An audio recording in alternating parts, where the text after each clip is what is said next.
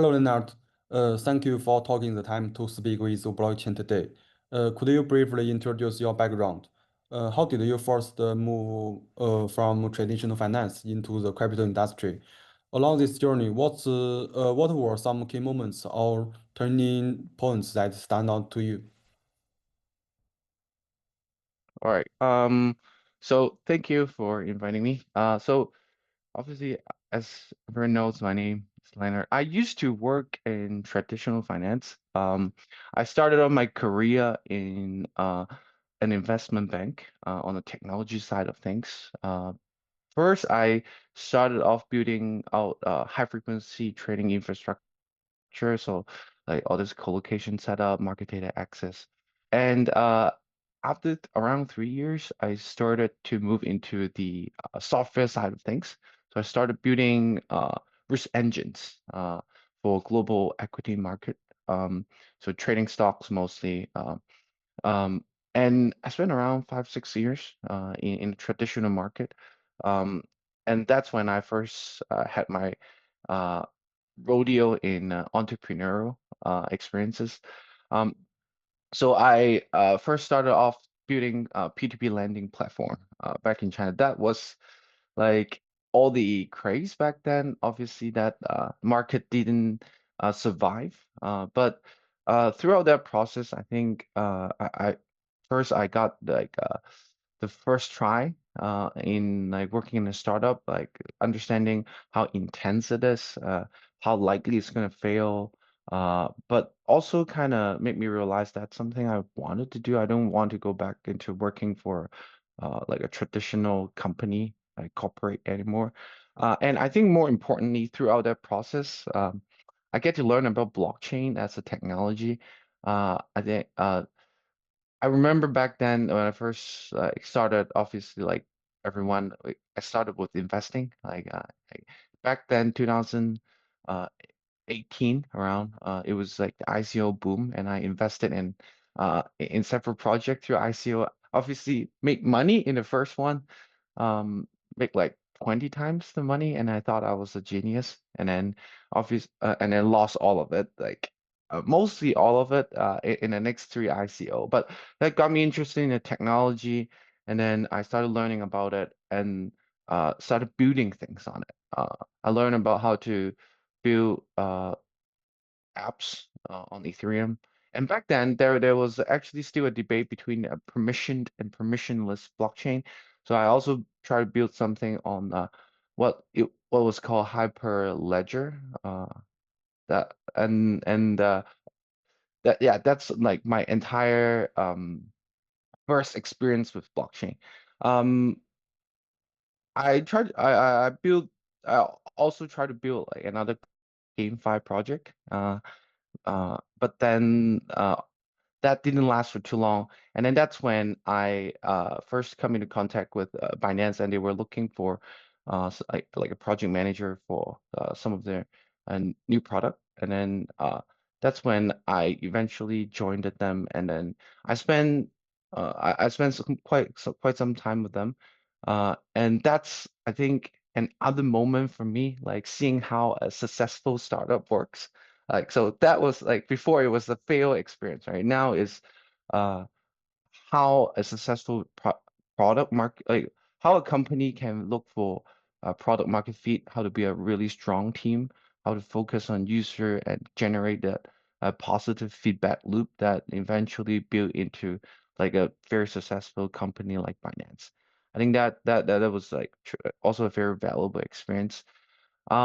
And I think another moment that kind of changed my career trajectory was um, when I first started using Uniswap and DYDX. I think Uniswap was the moment where, okay, everybody kind of realized, okay, like decentralized trading has a future, because there's been several failed attempts before, but then the AMM kind of changed everything. And then DYDX was the moment where I think at least when I was working with brands, people realize, okay, this decentralized trading is more likely to become the future than a centralized exchange. And then that's how we got started into building like this like product. Like first started with the Polix and then eventually Atheris and uh, come eventually rebranded to Aster today. So I guess that's how it all got started and how like what happened in between and eventually how I got here today. Interesting. Many people are curious about your relationship with CZ, with BNB Chain and Easy Labs. Could you share how you first connect with CZ and gain his trust?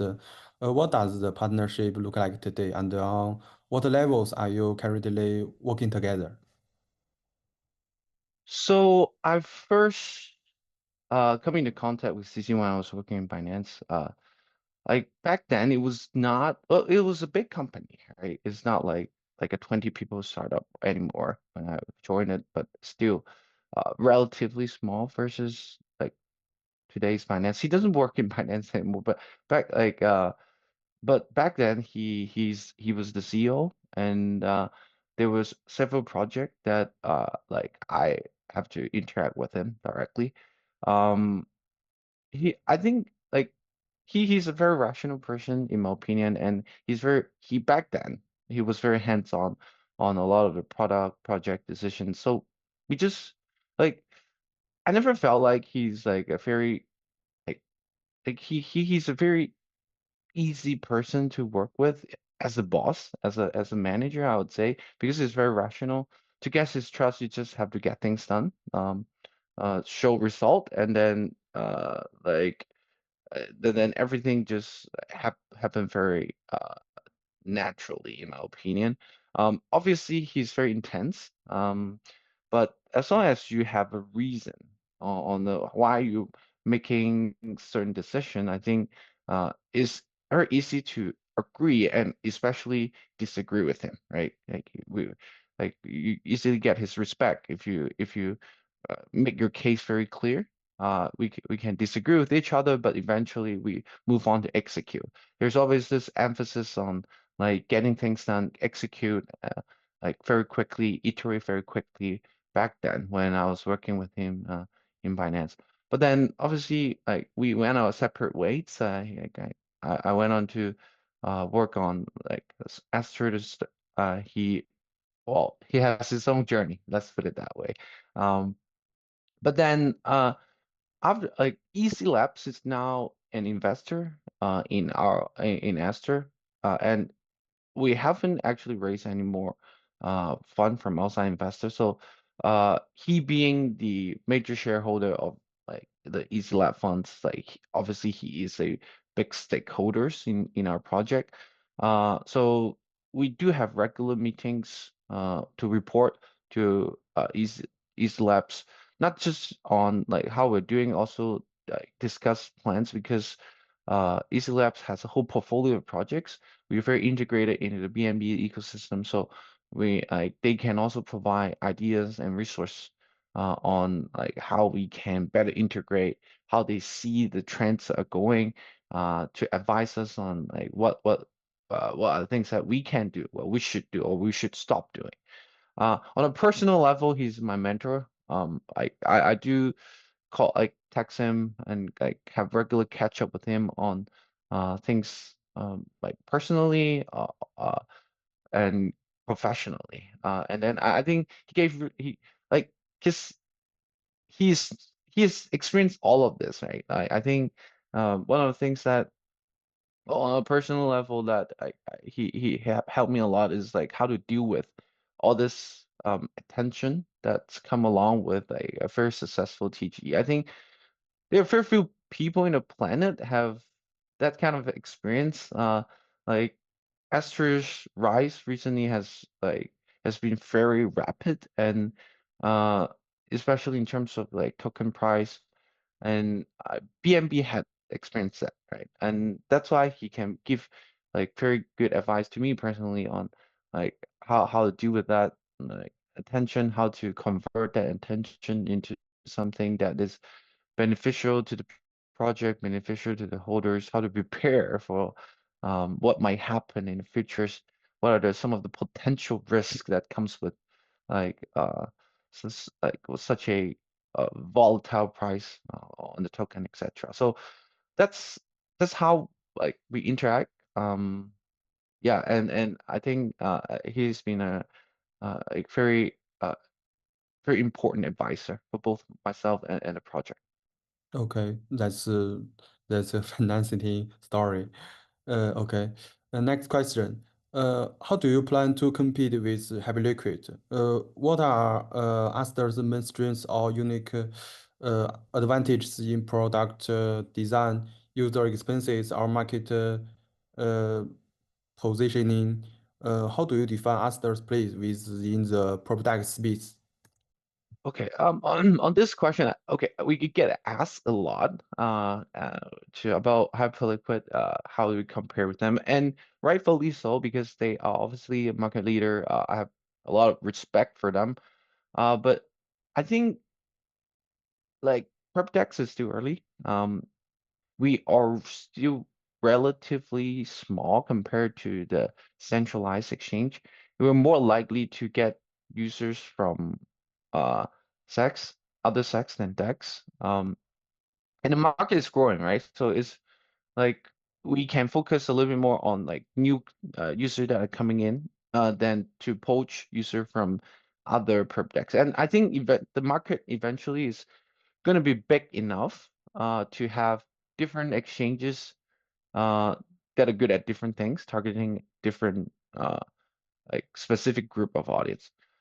So I think so. I would say instead of like competing directly with Hyperliquid, we take a like a little bit different approach in like how we design our services, our product, so that I think result in a little bit less overlap between like the two of us. And so we I think first like Hyperliquid focus a little bit more on like their L1 ecosystem. While we actually want to integrate directly with other ecosystem.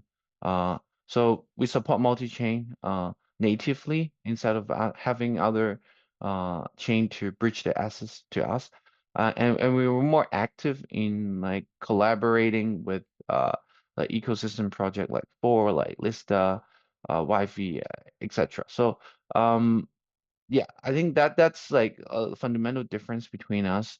Um, and also we started off wanting to rebuild the entire uh centralized exchange trading experience on decentralized infrastructure. So while Hyperliquid, like because they are built by like a smaller team that is like probably like more of an expert in perpetual trading, like they're very focused and like specialized in futures trading. We actually started we had like stable coin yield support a long time ago. We launched our spot market and we actually have been rapidly developing that functionality as well. So you can see that we were looking to develop a wider range of product that uh, kind of that is very similar to what people are used to on the centralized exchange. So we're focusing on that trading experience, like full suite trading experience, instead of building like a builder ecosystem, I would say. That like we will eventually get there, but we're not prioritizing that. And I think that's our focus. That's how we want to attract users. Um, Also, I think we have a relatively what I call like a high touch surface compared to other Web3 projects. Um we we we put in we put people into the community to actively provide like what traditionally might be look as like customer service, like customer experience kind of services. A lot of the projects because uh, we were considered decentralized, we don't as actively resolve user problems, but we take little bit different approach. We go into like the community and try to answer as much question as possible. We have people that like kind of like a representative of us in the community to like scout for all these problems and provide a solution. It's very labor intensive. That's why I think we have a bigger team versus like most of our competitor. But I think that's this like because our philosophy is to provide comparable user experience to like the centralized exchange. And I think customer service has always been something that um like that is lacking behind in for centralized exchange. Sorry, for decentralized projects. So I think that's an area that we would be spending more resource doubling down. So like we were doing fine before TGE, like but after TGE, because how quickly our user base has expanded, so we're actively hiring. We're trying to hire more people, put them in the community, and maintain that service level that we want to achieve. Um, I think that's how, like, in terms of like trading experience, we're a little bit different versus our competitors. And I think another very important fundamental difference in how or fundamental area that we want to focus on is like we want to focus on like providing a more private solution to decentralized trading. Um, we were building out our own blockchain to host our trade as well. But we want to build it with a privacy option to shield some of the trading information, or at least give that option for the users to shield it, to do to have some sort of privacy, to not give up all the trading signals to the public market. Uh, that's a different approach to like most of our competitor, which is basically always making they make their trade always public to everyone. Um, I think we believe that like privacy is a fundamental right, and also by having that option, we would be able to onboard a lot more traditional traders. Um, and currently, there's not a very good solution in the market um, that can host this kind of users. So I think that's an approach that's a direction that we're going towards that I think that's slightly uh, different from like most of our competitor in the market. And we're putting a lot of resources on building out that solution. And hopefully by early next year, like we can roll out a solution that is fundamentally different from what people are seeing on the market, and hopefully can help push the mass adoption of perp DEX um, in the future. Yeah, I think that's pretty much like the major differences I would say um, that Aster has compared to most of a competitor both in the sex and the DEX area. Okay, makes sense. The Aster's S4 airdrop program is currently unveiled. Uh, this uh, this marks phase 4 of the program. Are there any highlights or special updates you'd like to share with our readers?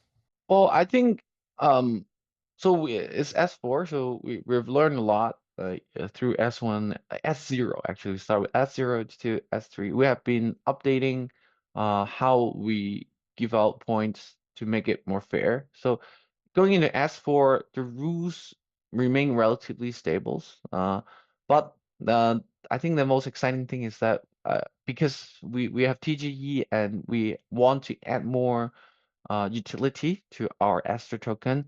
So we have introduced additional point rewards for Aster token holders for this uh, stage. So encourage the community to actively engage in the ecosystem and contribute to the growth of Aster uh, and holding of the Aster token. So I think that's the biggest difference for stage 4. We saw that Leonard recently unveiled Aster's roadmap. Could you share more details about it? Okay. In terms of roadmap, I think there are like three major like direction or pillar I would call that we're building around. Um, the first is like infrastructure. So we see ourselves being the infrastructure layer for on-chain DeFi trading in general. So I think on that we are adding more assets, including more like real assets like gold, like stocks. We just listed the gold index, and we're gonna add more commodities and stock indexes, and we will continue to promote them. And look for solutions to solve one of the more critical problems for this kind of asset, which is liquidity. Um, so uh, that's reward asset, but also we're looking to be a little bit more aggressive in listing early stage assets. I think that's the competitive advantage for prep decks versus like centralized exchanges. So we're looking to partner more with fair launch uh, platform like Four to provide that early liquidity on in an order book system. Right now, it's mostly on an AMM uh, like AMM infrastructure. We want to make that also available on an order book in infrastructure. Um, to do that, we are also like launching our own launch program, Rocket Launch.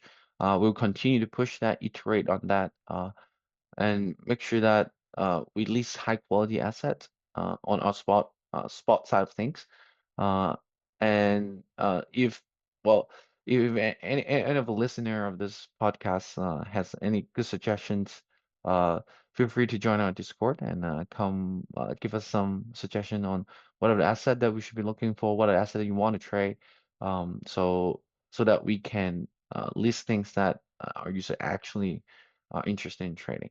I think in terms of infrastructure, that's the core trading experiences. Uh, in terms of infrastructure, I also mentioned like our privacy focused blockchain. We have been working on that privacy idea for a while. Ever since James Wayne and CZ had that discussion on like PrepDex transparency, we deliver that hidden order features like intent dates, and we have been working on what we believe is very important for the future of PrepDex ever since. So we are constantly working on that, like a privacy focused CLOP blockchain. And recently, of course, that has caught fire, the whole privacy narrative with the rise of Zcash. And I think that's kind of further validate that this is the direction that um, we should be heading into. There is a big enough addressable market for that. So we're doubling down on that. We've spent a lot of resource in in, in building that solution. So hopeful like, we're targeting Q1 2026 to have that like ready for the public. And we have an aggressive target by end of this year that with complete internal testing and hopefully with some sort of demo or testnet that can give a sneak peek to the public what that can bring to the market. So that's on the infrastructure. And I think next part, since we have TGE, like giving that token value, giving it use cases, increasing its utility is very important. So we have been adding use cases to our token, like VIP tier, fee discount, and we in the upcoming quarter we will add more utility to it. And with our L1 being rolled out, staking will also be a very important use case for it in terms of generating rewards and also protocol governance. And I think once we have staking, it opens up the door for a lot more decentralized governance uh, functionality, which I think is a very important thing for uh, decentralized protocol like us. Um, I think finally is about ecosystem, about partnering with other player in an ecosystem to provide services that that would otherwise be impossible if we're just building ourselves. I mentioned we're working with Four to provide liquidity for like early stage project.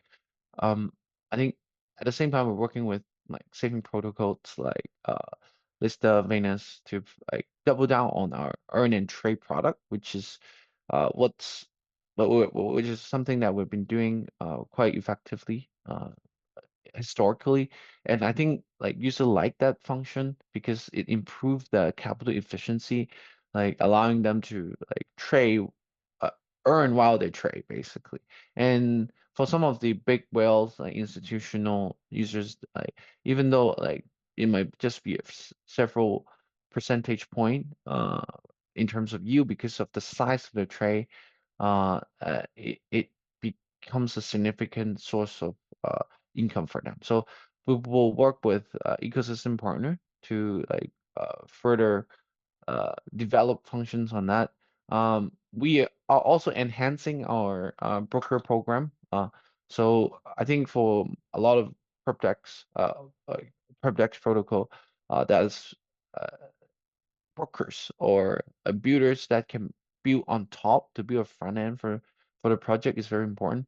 We are also perfecting that product. We actually already have a product. Like we call it a broker system, but then it's not very well advertised. And there's also some like product improvement that we have to work on in terms of making it more accessible for builders. So we will also double down on that and make sure that uh, it's easy for builders to be on top of us to create a front end for us. And I think one area that we found very interesting is AI, uh, because the we get a lot of feedback saying like prep trading is very intimidating for like entry level users because of the leverage, because of the complex strategy that comes along with it. And interestingly, a lot of people suggested that AI can, especially with the recent development of like LLM, can like kind of help uh, resolve some of that problem. Obviously, we are not the expert in it, right? So we are not trying to build it ourselves. So we have to work with partners and more and recently more with the community to build something using our infrastructure. So we have started actually like a vibe trading competition where we ask like people to build a like AI front end, like run a model to trade on Aster, and hopefully with that, it can be developed into something that help our user to trade more easily on us. So like by providing that infrastructure for other projects like these like AI builders to build on us, I think it actually opens up a lot of opportunity. So this ecosystem partnership is also like one of the things that we'll be focusing on in the upcoming like 2 quarters. So yeah, these three are the major focus on a product roadmap. I would say in the next 6 months. Okay. Exciting. The roadmap sounds very ambitious. Have you launched any new products or features recently? If you had to name the three most important things for Aster in the next quarter, what would they be? How will you measure the success of each global? Okay. I think one of the most recent product launches, the Rocket launch. So this is on our spot side uh, where we provide early liquidity exposure to early stage project. It's a product where we want to create a win-win-win situation for the project, for Aster holders, uh, and also as a platform. So we look for projects that like with high quality products, like a great team, but lack the liquidity to push them to the next stage. And because we are good at doing that, we're good at providing liquidity. Uh, we want to create this environment where uh, our user can actually get early access to an airdrop of this project. We provide a liquidity to make them more successful, and in turn, like our user get more value out of that, like early access to the project. So I think April was the first project that we launched, and it is quite successful in terms of like we generated like over 2 billion in terms of trading volume for them, and then like it got all the attention from the market, and the user who stake Aster and participated in it get a pretty good uh, return on in terms of like in terms of airdrop from the project. And so I think that's one of the highlights of the recent product that we have launched.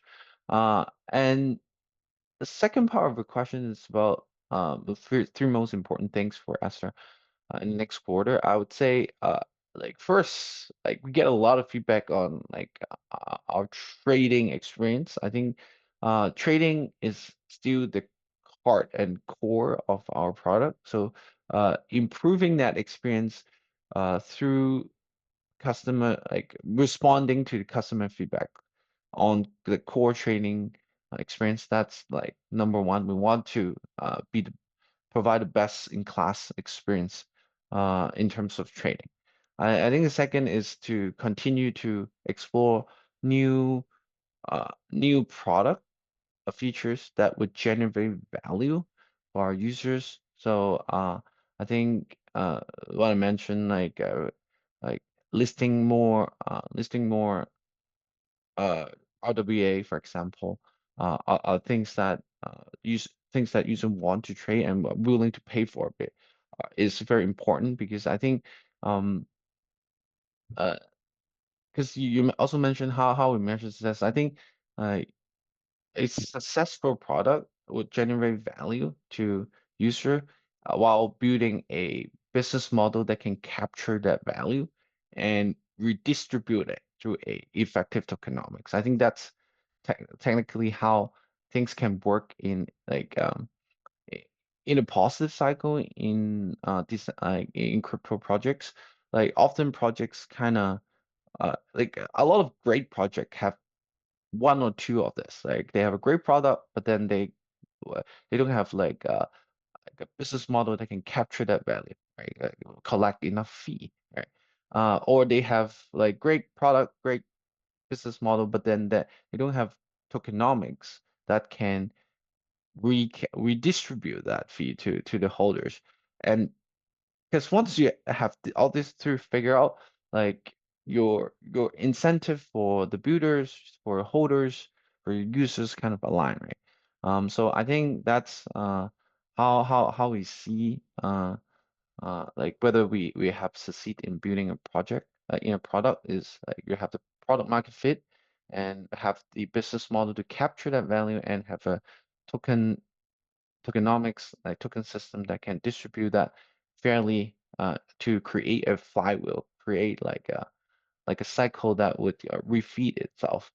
Um, yeah, I think that's how how we look at it. But I think if you need a like a north star metric, I would say to us is mostly about active users and trading volume, because uh, that is like people basically vote with their money, right? So if users are willing to continue to use your product, like pay that fee, then like you it's very likely that you have like created a product with product market fit, and also generating value for the users. Okay. Next question. What do you think DeFi users care about most right now? What makes Aster's approach to community building and user education unique? Um, I think, well, from personal experience and in interacting with like the community, I think tr like security trust, um, I'd say um, operation resilience or consistency is more important. Like because there are just too many rug pulls and scams right now in crypto. And like for even for like really big projects, like you have seen like some fair projects um in stable coins with high TVL, like stable coin are not stable anymore. And if you go back long enough, then you have like this like really bad like famous cases like FTX. Like so, it's just really hard for people to um put trust into your protocol. I think that is the fundamentally biggest concern for all DeFi users. Um, so I think there are two dimensions to this problem. One, like are the active scams, right? The people that are actually out there trying to go after people's money, malicious with malicious intent. And I think another thing is about like whether the team is capable and willing to prioritize user, holder, or partner interests. Um, it's more about like some team, even with like the best intention, are not capable of like doing proper risk management. And also uh like because there's cycles in this market, right? Whether a team would like give up uh or just like become dormant at the low point of each cycle. I think that's also one of the things that has scared off most of the DeFi users because um yeah, there's just too many example of those. And I think um like for us, for Aster, we I, we addressed our problem not through like one specific things, because I think trust is not something that you can kind of just like resolve by providing one features. Even with smart contracts, there are vulnerability that like has not been discovered. And like in terms of willingness to prioritize user interest, that's not something you can code into like a smart contract. So I think like it takes time for projects to build trust, and I think at least for our project, we have been long enough, and we have proved that even when we pivot, we put user interest, like investor interest, uh, as our top priority. So I think through time we kind of prove ourselves like we're not a project that would repo. We're not a project that would even give up even uh, through the up and downs of each cycle. So hopefully that that carries some weight and let uh, give our users, our potential users, some like trust in us. And I think another thing besides trust, which is like highest priority, is like user experience. I think historically DeFi has been quite I'm talking about 3 years, 4 years ago. Like it has been quite hard to use, and because people are used to a centralized experience which is superior to a decentralized experience. So the migration to the decentralized world has been relatively slow. I think things have improved a lot. Like if you use PerpDex nowadays, then it's very comparable in terms of user experience. Um, uh, and even some in some areas superior to centralized exchange. So I think like to reduce friction, like the remaining frictions are like maybe wallet connection, like gas fee, all this like tiny little user experiences friction that users are still experiencing.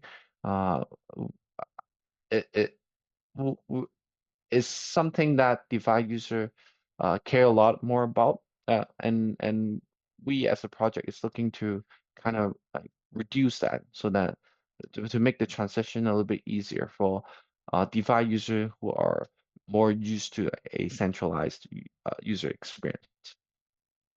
I think as time move, like as people build trust and migrate to send a decentralized protocol, eventually they will care more about the governance and community and alignment of interest of the project. So I think like how decisions are made, how token holders or community member can participate, how transparent the process are. That's a natural evolution of a DeFi user. They first come for the yield, and then they start caring about the user experience, and eventually they realize, okay, they actually have the power to like shape this decentralized protocol, which is always like I think like like the beauty of a decentralized project. So I think these three things like are the most important things that like a DeFi user would care about at different stage as a DeFi user. So they kind of went from like care about the trust, care about, and then become like more of a user experience advocate, and eventually care about the governance, how transparent the protocol are. So as for Aster, I think we take a like I mentioned previously, we take a more grassroots approach to community building. We send our team official team members into different communities, scouring through X to like respond directly to user feedback. We want user to feel like they're talking to a real person, not like just some decentralized protocol that would just like outsource everything to like code to like community voting. We actually want to actively engage with our users. Um, we historically have been more active in the Asia side of things. Uh, we are looking to expand our capabilities in the English-speaking side of the world. That's why we're actively hiring, and hopefully hopefully we can get the community to like, like to communicate more directly with us, to feel that that personal touch, the personal warmth that's coming from the team. Okay. The market hasn't been great lately. Bitcoin and a lot of gold coins have pulled back pretty big. What's your outlook for the market going forward? Oh, that's a tricky question. And first, not financial advice, but I I guess so. I think for most entrepreneurs, they are optimists. Um, Me personally is one as well. So I actually don't feel like, and especially because I've been in the like market for so long, right? I actually don't feel like Bitcoin has pulled back a lot. Like in my mind, it's like, oh, it's still above 100K, right? Like, uh, but I understand a lot of people enter recently, and then that's like like a 10-20% pullback. So, but if history it's gonna repeat itself. Is like this 20% pullback is nothing for, at least for Bitcoin is not. Um, like I don't see how like all the central bank are going to have a way to stop pouring liquidity into the market. And as long as there's liquidity, Bitcoin is the hard like new hard money, and I so it's has a higher probability of achieving a new all-time high basically.